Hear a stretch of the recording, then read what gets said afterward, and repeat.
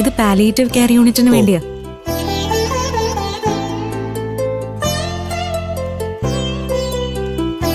Sir, palliative care യൂണിറ്റിന് വേണ്ടിയാ. എന്തെങ്കിലും ഒരു സംഭാവന? Thank you.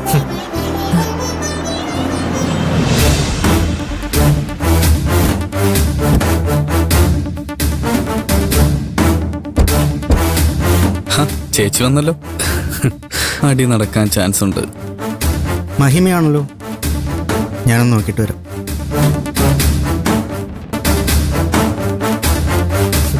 എന്താ മോളെ രാവിലെ തന്നെ ബക്കറ്റ് വരുവായിട്ട്? ഇത് പാലിയേറ്റീവ് കെയർ യൂണിറ്റിന് വേണ്ടിയാ. പ്രായമായ ക്രിട്ടിക്കൽ അസുഖങ്ങളുള്ള രോഗികൾക്ക് അവരുടെ വേദന കുറയ്ക്കാനും വേണ്ട മരുന്നുകൾ എത്തിക്കാനും വേണ്ടിയുള്ള പരിപാടിയാ. ആ, അതൊരു നല്ല കാര്യമാണല്ലോ. ഇന്നത്തെ കാലത്ത് ഇങ്ങനെയുള്ള കാര്യങ്ങൾക്ക് മുന്നിട്ടിറങ്ങുന്ന പിള്ളേരുണ്ടെന്ന് അറിഞ്ഞതിൽ സന്തോഷം. എന്റെ വകരിക്കട്ടെ. Thank you sir. മഹിമേ, നീ ചെന്ന് ചേച്ചിയോട് ചോദിക്കേ. എനിക്കൊന്നും വയ്യ. എന്താ ഒരു വാശി? വേണ്ട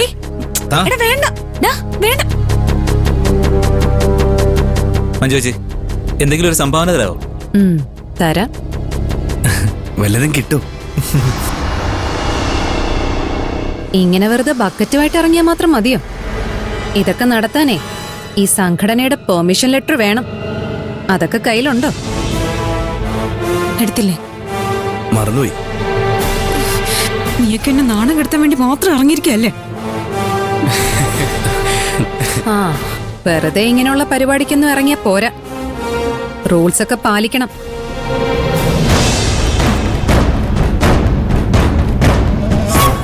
കാശൊക്കെ തിരിച്ചു കൊടുത്തേ. ഒരു നല്ല കാര്യത്തിന് കിട്ടിയ കാശല്ലേ, ഇതിലെന്തിനാ വാശി കാണിക്കുന്നേ? പോരെ. മാഡത്തിന് റൂൾസിനെ കുറിച്ചൊക്കെ നല്ല ധാരണയുണ്ടല്ലോ. പാവങ്ങളായ രോഗികൾക്ക് വേണ്ടി നടത്തുന്ന ഒരു കാരുണ്യ പ്രവർത്തനത്തിനെ ചോദ്യം ചെയ്യാൻ മാഡം കാണിക്കുന്ന ഇതേ ആവേശം കള്ളപ്പണം പൂഴ്ത്തി വെക്കുന്നവരുടെ അടുത്തും കാണിച്ചൂടെ?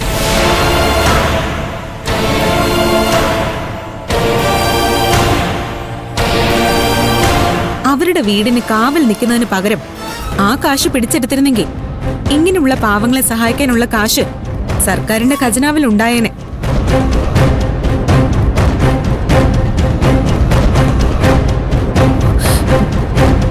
ബിജുട്ടാ, വാ പോവാം.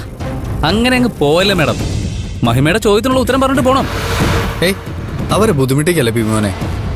സ്വന്തം അച്ഛനെ കൊന്നവരെ പോലും ഒന്നും ചെയ്യാൻ പറ്റാത്ത പോലീസുകാരിയാ ഈ നിൽക്കുന്നത്.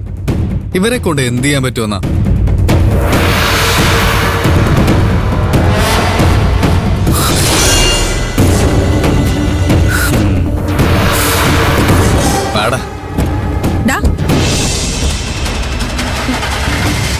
കൊറേ ദിവസം ഇതിന്റെ ഷോ ഞാൻ കാണാൻ തുടങ്ങിയിട്ട് നീ എന്താ ചെയ്യാൻ നോക്കുന്നൊക്കെ എനിക്ക് മനസ്സിലാവുന്നുണ്ട്. നീ വിചാരിച്ച എന്നെ എന്റെ ചേച്ചിയും പിരിക്കാൻ കഴിയില്ല. അതിന് ഞാൻ എന്തിനാ വിചാരിക്കുന്നേ? നീ തന്നെ അതിന് വേണ്ടതെല്ലാം ചെയ്യുന്നില്ലേ? നിങ്ങളുടെ ഇടയിൽ എരിയുന്ന തീയിലേക്ക് കുറച്ച് എണ്ണ കോരിയൊഴുക്കി മാത്രമേ ഞാൻ ചെയ്യുന്നുള്ളൂ. എന്തേ, നിനക്ക് ഇഷ്ടപ്പെട്ടില്ലേ? വാടാ.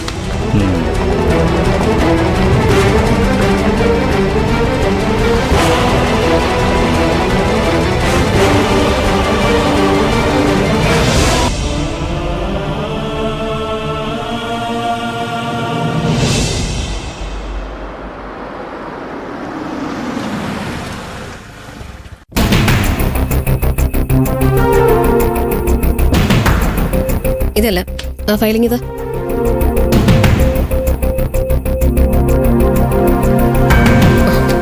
സാർ. എന്ത് പറ്റി മോളെ? Sorry sir. സാരമില്ല. മോളെന്തെങ്കിലും വിഷമിച്ചിരിക്കുന്നേ? ഇന്നേ വരെ എന്നോട് എന്തെങ്കിലും വിഷമമുണ്ടോ നീ അവളെ ചോദിച്ചിട്ടില്ല. മഞ്ജുവിനോട് എന്തോ ഒരു കരുതല്. കാര്യം എന്താണെന്ന് പറ. അത് കോളേജിന്റെ അടുത്ത് റൗണ്ട്സിന് പോയപ്പോ മഹിമയെ കണ്ടു. എന്നിട്ട് നിങ്ങൾ തമ്മിൽ സംസാരിച്ചോ? സംസാരിച്ചു. വഴക്കുകൂടി തല്ലിൽ അവസാനിച്ചില്ലെന്നേ ഉള്ളൂ. നിങ്ങൾ തമ്മിലുള്ള പ്രശ്നങ്ങൾ എത്രയും പെട്ടെന്ന് സംസാരിച്ച് തീർക്കുന്നതാണ് നല്ലത്. സമയം പോകുന്തോറും ബന്ധങ്ങളിൽ സംഭവിക്കുന്ന വിള്ളൽ കൂടുകയുള്ളൂ. ഞാൻ ശ്രമിക്കാഞ്ഞിട്ടല്ല സർ. പക്ഷെ അവൾ ഒരു തരത്തിലും അടുക്കുന്നില്ല. ഗോപാലനെതിരെ നിയമപരമായി ഒന്നും ചെയ്യാൻ പറ്റില്ലെന്ന് അവൾ തീരുമാനിച്ചു കഴിഞ്ഞു. അതുകൊണ്ട് അവളുടേതായ വഴിക്ക് പ്രതികാരം ചെയ്യാനാ അവൾ തീരുമാനിച്ചിരിക്കുന്നത്. മഹിമയുടെ ഭാഗത്തു നിന്ന് ചിന്തിക്കുമ്പോൾ അവൾക്ക് ദേഷ്യം തോന്നാൻ തക്കതായ കാരണമുണ്ട് മോളെ. ഇത്രയും കാലമായിട്ടും മാധവന്റെ മരണത്തിന് ഉത്തരവാദിയായവരെ നമുക്ക് നിയമത്തിന്റെ മുന്നിൽ കൊണ്ടുവരാൻ സാധിച്ചിട്ടില്ല. സ്വന്തം ഡിപ്പാർട്ട്മെന്റിലുള്ളവർക്ക് നീതി ലഭിക്കാൻ പറ്റുന്നില്ലെങ്കിൽ പിന്നെ പൊതുജനത്തിന്റെ കാര്യം പറയണോ? മഹിമയ്ക്ക് നിയമത്തിന്റെ മുന്നിലുള്ള വിശ്വാസം നഷ്ടപ്പെട്ടിരിക്കുകയാണ്. ആ വിശ്വാസം അവൾക്ക് വീണ്ടും ഉണ്ടാക്കി കൊടുക്കേണ്ടത് നമ്മളുടെ ഉത്തരവാദിത്വമാണ്. പിന്നെ നിയമത്തിനെ ബഹുമാനിക്കാൻ വേണ്ടി നമ്മൾ അവളുടെ കാല് പിടിച്ച് അപേക്ഷിക്കണോ? അവളെയൊക്കെ സ്റ്റേഷനിൽ കൊണ്ടുവന്ന് 4 ഇടി കൊടുത്താ മര്യാദയ്ക്ക് നിയമത്തെ ബഹുമാനിച്ചോളും. താൻ 2 തവണ അവൾ അറസ്റ്റ് ചെയ്ത് സ്റ്റേഷനിലേക്ക് കൊണ്ടുവന്നില്ലേ? എന്നിട്ട് വല്ല ഗുണമുണ്ടായോ? അവള് പുഷ്പം പോലെ ഇറങ്ങിപ്പോയില്ലേ?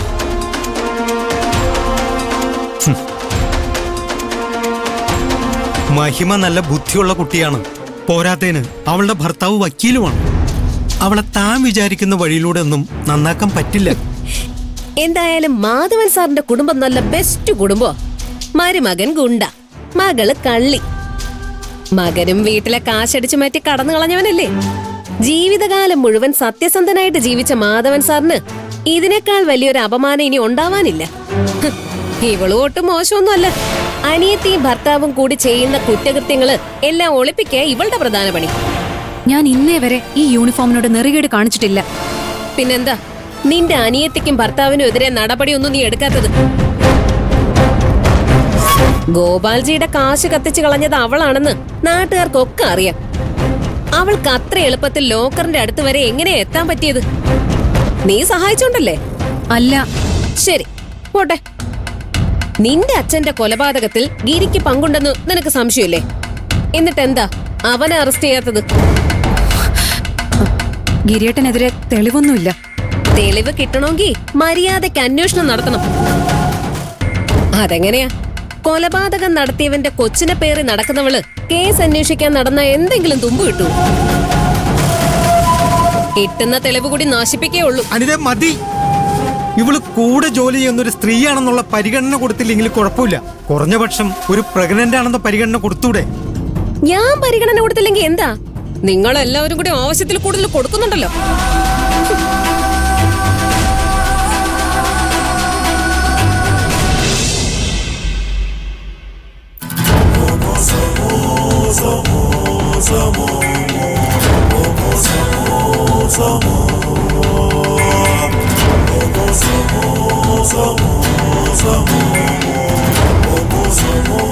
എന്താ ചാച്ചു?